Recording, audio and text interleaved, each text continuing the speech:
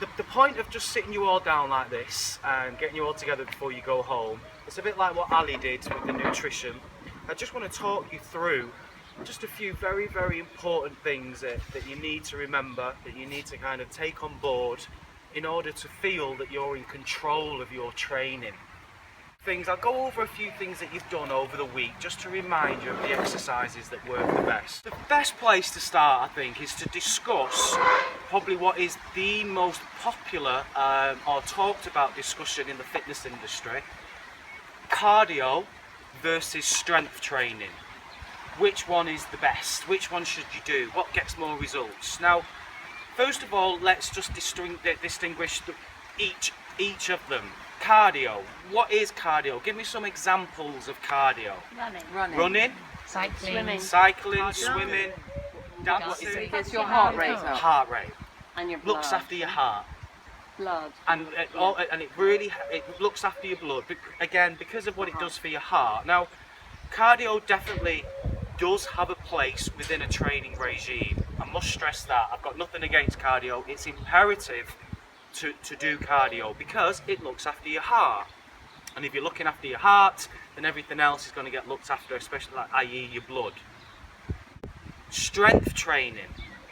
Give me some examples of strength training. What's that? Weights. Okay, so when you train with weights, we call that resistance training. That's the term used with that. And yes, resistance training is a form of strength training. What else? Push-ups. Push-ups, yeah. Full body, whatever. Full body, whatever. It's Yeah. a great description. Yeah. A good description of strength training, just to help you out a little bit, is pushing, pulling, and lifting. That pumps blood to the muscle to assist. So when you're doing compound work and you're training multiple muscles, your heart pumps blood to all these different areas and it comes back up to the heart. It's that transition of blood, that movement of blood, that's fat burning. That is how the body burns fat. The body doesn't burn fat very well if the blood just has one direction or one area to go, i.e. cardio. Cardio, it tends to just have one area to focus on. So squats is definitely compound. Now, besides squats being compound, therefore being important, why else must you train your legs? Can you think? What's the relevance of legs to us as a human? Obviously, yeah, not. There's a list of 7 main compound exercises. That's the good news. So it's not like this massive kind of plethora list that goes on that's really complicated. It's not. There's only 7. And I think the best thing to do is to just quickly go through the list of 7. And I want you to make a note of the list of 7 so you have a much more clarity when it comes to compound exercises. And then you can decide whether or not you actually do them, whether or not they're part of your... Now, squats is definitely a compound exercise. If I could only do one exercise for the rest of my life, it would be a squat. If you train your legs 20 minutes for half an hour, you'll be burning fat for 48 hours after that session. The second, right, so that's squats, definitely top of the list of compound. What's the second one? Sticking with the legs. Lunges. Don't need to be too specific why a lunge is compound. It's the same muscles as a squat. However, because you're doing one leg at a time, we call that uni training, where you're focusing on one leg and then the other. Each leg is just getting a really, really good workout. And also, because a lunge involves balance, coordination, that just insists that your core works a little bit harder. Your stabilising muscles engage because you're forcing your body to balance a little bit more. All that, what I've just described, forcing your body to balance, coordination, that raises your heart rate. Again, another opportunity to burn fat. How can we increase the intensity of a squat and a lunge? Adding weights, which we now know. What's that called? Now, there's various ways of adding a weight. Dumbbells, a kettlebell. My favourite way, and one that I definitely recommend, is a barbell across the back of your shoulders. That is my favourite way, or what I try and recommend all my clients to do. Barbell on the back of your shoulders, performing a squat or a lunge is fantastic to improve posture and to increase the strength of your abdominal wall and your back. I'm really noticing women now picking up the barbell and going for the proper compound squats. Now, how heavy? The main thing, top of the list, when you choose a weight, a barbell, has to be form. If that weight on your shoulder means that you can't go down enough and you can't do it, it's too heavy. So choose the lightest one possible.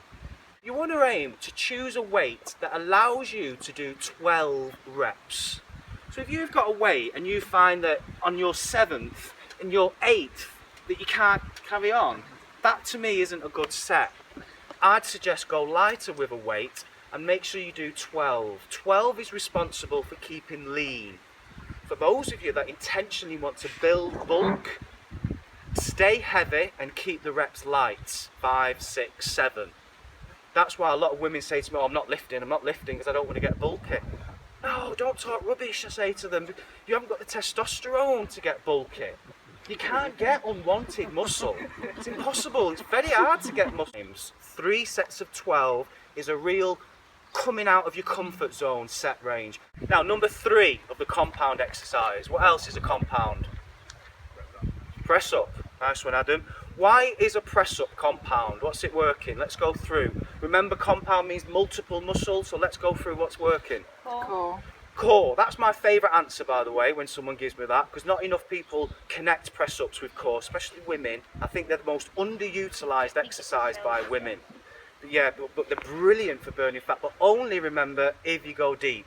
If you go deep. So if you can't go deep, even when you're on your knees, bring yourself up onto a kitchen unit, a kitchen table, and try and get your stomach to go as close to the surface that you press up in from.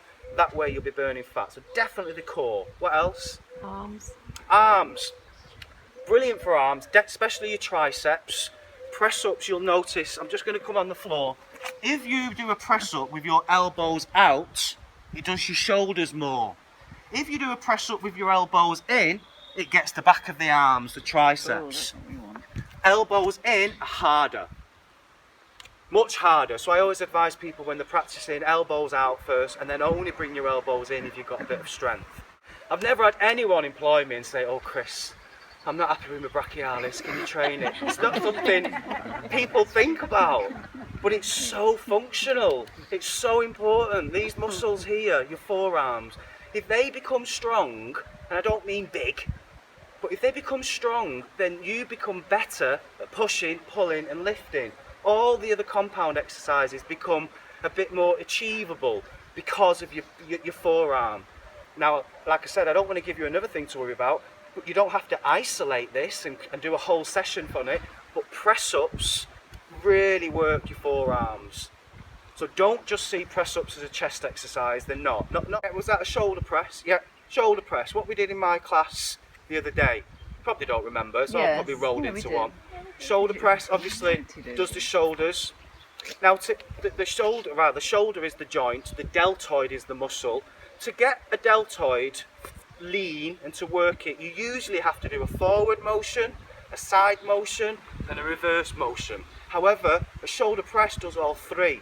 So it's compound in that respect, it gets all the deltoid, but it also gets the trapezius, the muscle responsible for your neck. It also works the rhomboids, the muscle that runs down the middle of your back and pulls in on your abdominal wall. Pulls in on your abdominal wall. So again, shoulder presses are fantastic for your stomach. So yeah, shoulder presses, brilliant compound. Now, you've noticed what we did the other day when we did them. You don't need anything in your hands, do you, to build tension, because your arms weigh 2 or 3 kg anyway. And you might be familiar with shoulder presses. It's very, very synonymous with blokes in the gym, sitting, lifting really heavy dumbbells above their heads. It's very, very desirable for blokes to have big shoulders, which is why they go very heavy. However, shoulders by nature should just be nice and flexible, have a good range of movement. And you'll notice the blokes with the big shoulders, they can't bloody move, they can't reach, because they've lost the mobility. 5 is the one that I'm expecting you to remember. 6 and 7 I don't think you've done, but 5, you've done this. We've done it in Malcolm's classes. People have done it in my PT. When you move your legs in, No. and that one. No. Dips. Right. Dips. Are we all familiar with dips? Triceps. Yeah, tricep dips. Probably the smallest of the compound exercises in the fact that it doesn't do many big muscles. However, it is responsible for the back of the arms, definitely the back of the shoulders, again the trapezius, the rhomboids, so therefore the core. Probably one of the easiest compound exercises there is. People struggle with dips, but it's because you don't do them. Floor Yeah. targets it better and it just makes it a better exercise. 6 is a pull-up. You familiar with that? It's usually done. Pull-ups are notoriously difficult. Very difficult. I can only do about 8 or 10 myself without stopping. It's a body shape changing exercise, a pull-up. Because what it does, it's responsible for the V shape. Like I said, I'm not good at them. I don't do them in a gym because I look an idiot. But I've got a bar at home and I put it on my bedroom door and I practice them at home. And you might think, oh, what is he doing? But it's such a fantastic way. That's a heavy table. Please make sure that exercise number 7, nearly there now at the end of the list. Deadlift. Who doesn't know what a deadlift is? With a show of hands, who's never? Oh, that's quite a lot. A deadlift. Dead person. There's 2 versions. It's usually done with a barbell, and I'm going to show you a straight leg version. The barbell usually has plates on either side. Again, synonymous with men. You usually see blokes doing this, but it shouldn't be that way. It shouldn't be that way. Women have the same muscles that get targeted with a deadlift that men do. And what happens is you're bending from the waist, keeping your legs nice and straight, and you're lowering this barbell towards the ground, and then you're lifting the weight of the barbell with the middle of your body. So you're standing with the middle of your body, and you're lifting the weight of the barbell with your torso area. Nothing on this earth is better for burning fat around your stomach and your back and giving you a waist than deadlifts. A bent leg deadlift gets the front of the legs more. A straight leg deadlift gets the hamstrings more, but both get the core amazingly, far more superior than anything else, than any jog that you'll ever do. I always urge, and I've mentioned it once or twice this week in passing, I always urge people to try and train 4 times a week. 4's the magic number. 4, you're going to change how you look, you're going to change how you feel. I mean, some of you might not be in this for aesthetics, you might not care about changing the way you look. But 4 is what we call a fitness lifestyle. It just means you're constantly in control of your body if you're training 4 times a week.